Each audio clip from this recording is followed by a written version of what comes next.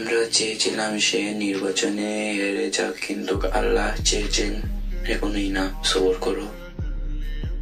আমরা চেয়েছিলাম সে মরে যাক, কিন্তু আল্লাহ চেয়েছিলেন সবর করো। এরপর আল্লাহ চাইলেন তাদের এত বছরের মান সম্মান সব ধুলিস্ হয়ে গেল, কোনো অস্তিত্বই আর বাকি রইল না।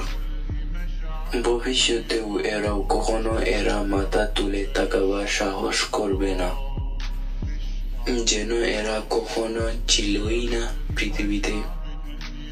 আমরা চেয়েছিলাম সামান্য, কিন্তু আল্লাহ চেয়েছিলেন এদের সমূলের ধ্বংস করতে।